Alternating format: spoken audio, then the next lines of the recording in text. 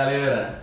Hoje nós estamos aqui com dois estudiosos, tanto da Palavra de Deus quanto estudiosos da ciência mesmo. Nós temos aqui o Pedro, que é formado em Física pela UFMG e também está fazendo seminário para se tornar um pastor, se Deus quiser, em breve.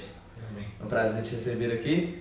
Sua esposa também formada na UFMG, no curso de Geologia, que trabalha também muito com evangelização de crianças na APEC, está aqui conosco para a nossa entrevista. É uma honra te receber aqui também, Mari. Então nós vamos dividir assim, algumas perguntas serão mais direcionadas ao Pedro, outras mais à Mari, pelas suas áreas de estudo, e algumas serão para os dois, por envolverem aspectos gerais.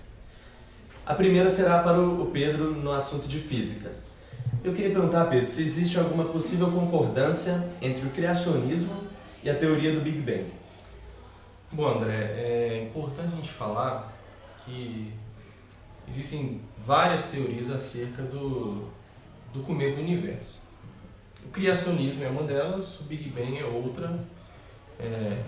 A priori, o Big Bang ele é uma teoria naturalista que diz que em algum momento houve uma grande explosão vinda de matéria bem condensada.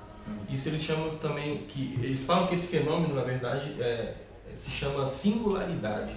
O que significa isso para a física? Significa que naquele momento as leis da física não se aplicavam. Então, se há ou não há concordância, essa pergunta é um pouco ampla. Eu acredito que pode haver, porque Deus ele pode ter usado qualquer método para fazer e criar tudo que ele criou. Agora, olhando pelo aspecto físico, eu tenho algumas dificuldades, porque uma explosão não pode gerar nada organizado. Isso violaria várias leis da física, inclusive uma das leis mais conhecidas e mais estabelecidas na ciência, que é a segunda lei da termodinâmica, que fala que um sistema organizado sempre tende a ir naturalmente para algo desorganizado. Então, fisicamente eu acho um pouco difícil. Agora, haveria concordância porque Deus é um Deus onipotente, então ele pode fazer qualquer coisa, inclusive ele comanda as leis da física. Então, se ele quiser ter usado esse método para começar a fazer toda a sua criação, é possível? É possível. Eu acredito, tenho minhas dúvidas. Então agora vamos passar para uma pergunta da área da geologia. A ciência prega que o uso do carbono 14 para medição, para datação de fósseis, ela é verídica, ela é a mais certeira. Para nós, cristãos, nós devemos acreditar nisso? Ela é a mais certeira mesmo? Tá. A medição, né, por idade, a datação feita através do carbono 14, ela tem as suas falhas no sentido de que você precisa de rochas específicas para poder encontrar o carbono 14, então não é qualquer rocha que você pode medir, usar esse tipo de datação. E quando se fala, por exemplo, né, em medição de quantos anos tem a Terra, então essas medições, cientificamente falando, não são concluídas a partir da medição da datação do carbono 14, não.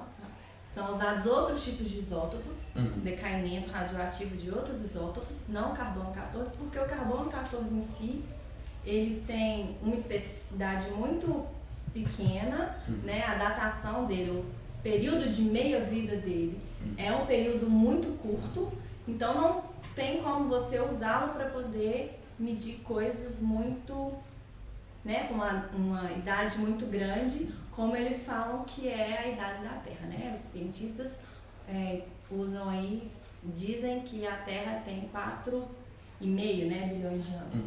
E não é a partir do carbono 14 que eles afirmam isso. Então, André, a questão é essa. Eu acho que o carbono 14 ele não serve para essa medição de milhões de anos, né? Ele só fala em termos de milhares de anos por questão do tempo de decaimento dele mesmo. Então, ele vai medir, você consegue encontrar o carbono 14, né, para medição de datação em fósseis, de períodos mais recentes e não períodos muito longos. Então agora vamos entrar numa pergunta que envolve vários aspectos, mas principalmente o teológico. E aí a gente decidiu aqui que vai ser o Pedro que vai tentar responder essa, porque... Tentar. Não dá. Então a gente decidiu aqui que o Pedro vai responder essa, porque ele está estudando no seminário, já tem um estudo mais amplo dessa parte que envolve muito mais teologia, que é a questão da narrativa de Gênesis 1, que fala que a terra estava sem forma e vazia. Como a gente deve enxergar na nossa mente essa terra sem forma e vazia? Bom, André, tem duas teorias principais, e as duas são aceitas no meio teológico ortodoxo. A primeira é que Deus criou todas as substâncias, né, todos os elementos químicos, só que no momento em que ele criou, eles eram como se fosse uma mistura de elementos ainda sem forma e vazia. Então Deus primeiro criou a matéria, Deus criou os elementos químicos, os elementos contidos na tabela periódica, e a partir daí começou a dar forma àquilo que ele já tinha criado. Então essa é a primeira forma de interpretar o sem forma e vazia. A segunda forma de interpretar o sem forma e vazia é que Deus ele criou o mundo, né, e a gente, olhando esse texto à luz de outros textos, por exemplo, o texto de Isaías 40, versículo 18, ele fala que Deus ele criou a terra não para ser um caos, não para ser algo vazio, mas ele criou a terra para ela ser habitada. Então, interpretando Gênesis 1, versículo 1 e 2 principalmente, tem uma outra teoria que fala que Deus criou o mundo e por alguma catástrofe, alguma coisa que aconteceu nesse meio termo, o mundo, ou seja, a sua criação se tornou sem forma e vazio.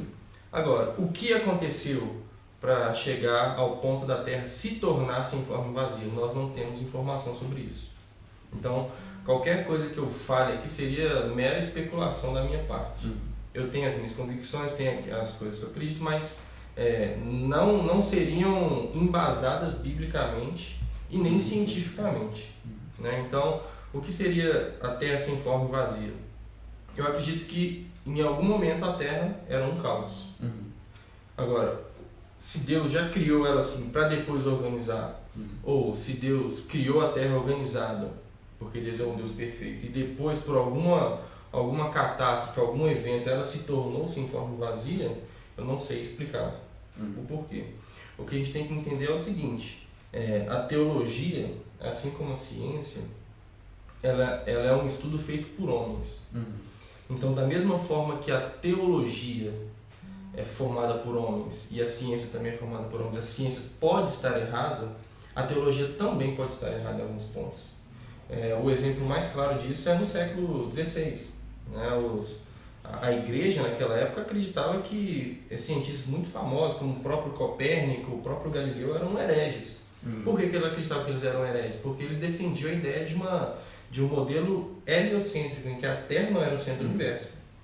E fala assim, não, mas foi a igreja católica. Não, inclusive protestantes, o próprio Martinho Lutero e Calvino, eles viam nas ideias copernicanas ideias heréticas. Hoje eu não consigo pensar em nenhum cristão ortodoxo que defenda o geocentrismo. Por quê? Porque naquele momento a teologia estava errada e a ciência estava certa. Então a gente tem que ter isso em mente. A gente tem que ter uma coisa em mente. Quando nós temos um ponto de vista que é contraditório entre a ciência e a teologia, nós temos que ter uma certeza. Uma das duas está errada. Porque Deus ele se revelou através da palavra, nós chamamos de revelação especial, mas ele também se revelou através da natureza. E como foi o mesmo Deus que se revelou na natureza e se revelou na sua palavra, não pode haver contradição. Por isso que eu falo, se há uma contradição, a gente pode ter certeza. Um dos dois está errado. Agora, não necessariamente é o cientista que está errado. E também não necessariamente é o teólogo que está errado. A gente tem que continuar os estudos para ver quem estava certo no final das contas. Agora vamos para uma pergunta de geologia, mais propriamente dito. Que é muito simples, mas que existe muita dúvida em cima dela até hoje. Os dinossauros podem ter existido sem entrar em contradição com nossas crenças? Os dinossauros, eles não só podem ter existido, mas como eles existiram, né? A gente tem aí vários fósseis encontrados já de dinossauros que provam a existência deles. A gente não sabe exatamente quando, né? Alguns defendem a ideia do dinossauro ter, inclusive, entrado na Arca de Noé. Alguns já defendem a ideia de que os dinossauros se extinguiram antes, né, do dilúvio, na verdade, no período do dilúvio. Mas, de qualquer forma, o que a gente sabe é que eles existiram porque a gente tem fósseis deles, né? Na Bíblia, a gente encontra, inclusive, um relato bíblico.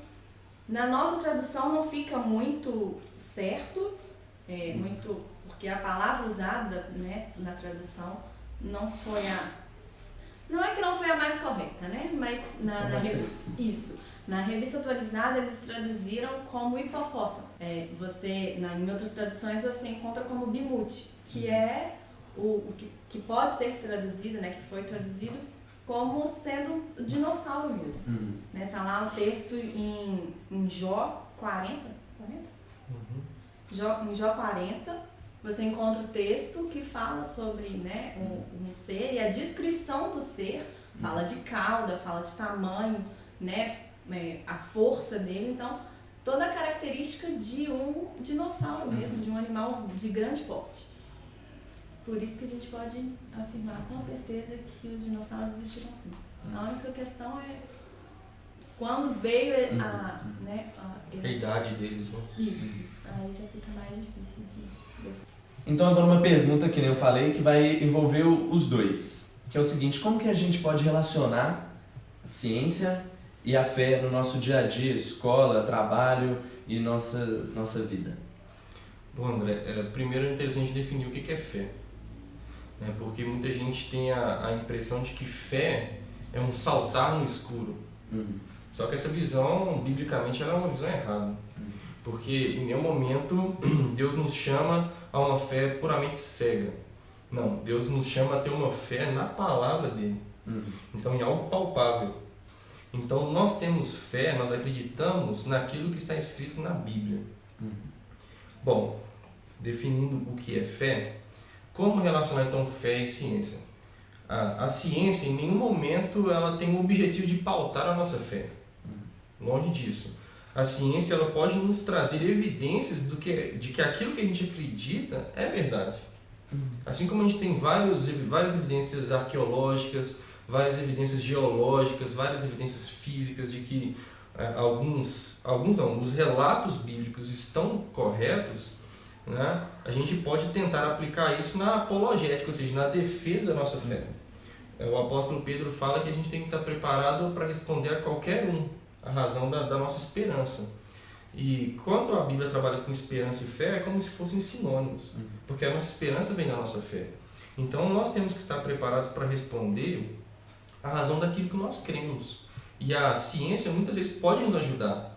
Lembrando que a ciência não é o que vai dar vai dar a martelada final nas nossas decisões. Isso é a palavra de Deus através da atuação do Espírito Santo. Mas a ciência, igual nós já falamos aqui antes, a boa ciência nunca entrará em contradição com o que a Bíblia diz. E aí, André, é importante também ressaltar aquela questão, porque muitas vezes no nosso dia a dia, né, as pessoas confrontam a gente, questionam a gente, e como o Pedro mesmo disse, a gente tem que saber dar a razão da nossa esperança, né? Mas sempre de maneira prudente, sabe? Sem entrar em conflito mesmo. E claro que para você fazer isso, você tem que ter o conhecimento, então você tem que ler a Bíblia, você tem que estar em comunhão com Deus, né? Para você ter conhecimento e ter propriedade naquilo que você fala.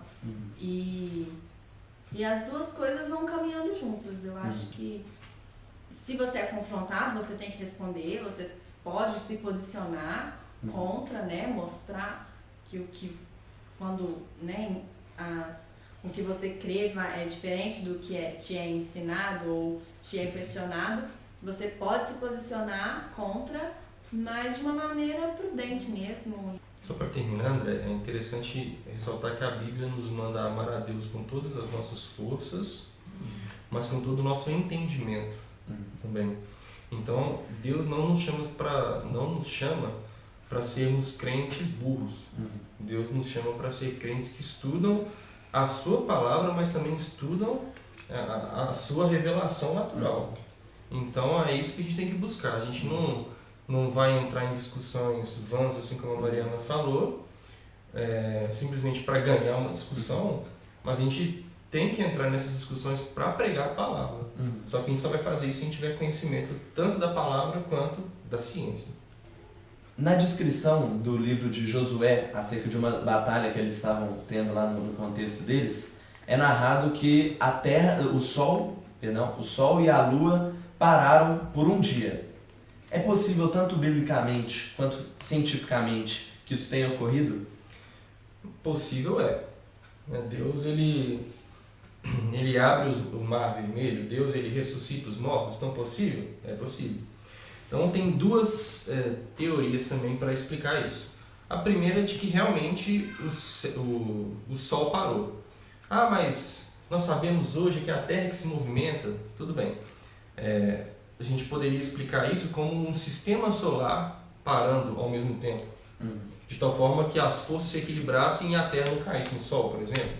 Seria viável? Seria. Agora, e Deus, lembrando que Deus também é todo poderoso para ele fazer o que ele quiser. E tem outra teoria que também está no meio teológico ortodoxo, que diz que quando o autor fala que a Terra parou, ele está usando uma linguagem figurada para dizer que naquele momento da batalha não tinha nenhum movimento no céu, não tinha nenhuma nuvem se movimentando, o sol estava lá a pino, iluminando a batalha. E não necessariamente, literalmente, o sol parou no céu. Né? Então, existem essas duas teorias a respeito do mesmo fenômeno. Bacana. Então agora vamos para a última pergunta que vai envolver os dois. Eu vou citar agora um texto de uma revista que chama Nature, uma revista científica largamente difundida, que ela disse em uma matéria o seguinte: mesmo que todas as evidências apontem para o design inteligente, a hipótese deve ser excluída por não ser naturalista. E a pergunta que eu faço é a seguinte, Pedro e Mari: existe preconceito na ciência? Existe, André, existe. Nós vemos que, como a própria frase que você citou diz, né? Mesmo que todas as evidências apontem para o design inteligente, ou seja, a pessoa prefere acreditar em algo que não tem evidência do que acreditar em algo que está coerente com o que a Bíblia diz. Então, existe preconceito? Muito. Vários cientistas que são cristãos, eles são perseguidos, eles não são reconhecidos academicamente, eles perdem publicações em revistas importantes. Então, existe uma perseguição do darwinismo muito forte nos cientistas, principalmente nos que se dizem criacionistas e aqueles que dizem que acreditam também no design inteligente. Então, como que a gente resolve esse problema? Estudando mais e mostrando cada vez mais as evidências, como a própria revista falou, que elas existem e são muitas evidências de que o design inteligente seria uma melhor teoria para explicar o início do universo. É isso mesmo, André. Existe essa perseguição, sim. Ela é clara, né, para qualquer um que esteja lá dentro, né, na faculdade mesmo ainda. Você sofre a perseguição e zombaria mesmo de professores, de colegas. Mas eu acho que o principal é que a gente tem que estar focado em agradar o nosso Deus. Né? Acima de homens, acima de professores, colegas, a gente precisa estar focado em Deus, em agradar o nosso Deus e permanecer, né, nas nossas convicções embasadas na Bíblia, na nossa fé, naquilo que a gente crê. E como ação, a gente pode buscar, a gente deve buscar e procurar ser o nosso melhor, dar o nosso melhor, estudar e ir atrás para fazer uma boa ciência, né, e E mostrar que as evidências estão aí. E mostrar que as evidências, né, cristãs do nosso Deus estão aí, elas estão presentes e mostrar isso para aqueles que ainda não conseguem enxergar. Muito bom. Então, galera, agora a gente vai passar para aquele famoso momento mais importante do vídeo, em que os dois cientistas vão dar algumas dicas literárias para a gente aqui. Bom, André, eu indicaria um livro da editora Fiel, do John Piper, que se chama Pense. Ele não necessariamente é um livro científico, mas ele mostra como que o cristão ele tem que saber pensar sobre qualquer assunto. E indicar também um grupo que chama Associação Brasileira de Cristãos na Ciência. Lá tem vários artigos muito bons sobre várias coisas, inclusive essa relação da fé com a ciência que a gente discutiu aqui. Então eu queria indicar um livro que é muito bom, do professor Adalto Lourenço, da editora Fiel. Ele chama Como Tudo Começou. É um livro que tem bastante dado científico mesmo, de várias áreas, né, para embasar a ideia do criacionismo e até mesmo formas de argumentos para você ter, né, ao conversar com um não cristão, né, ou com um evolucionista, sobre as nossas ideias, né, sobre o nosso ponto de vista do criacionismo. Beleza. Então, queria agradecer a presença da Mari e do Pedro. Obrigado, gente. E para você que gostou do vídeo, se você puder ajudar nosso trabalho dando a curtida, compartilhada, você vai ajudar esse trabalho a crescer e continuar trazendo entrevistas de qualidade para o crescimento da nossa igreja. Falou, galera. Um abração.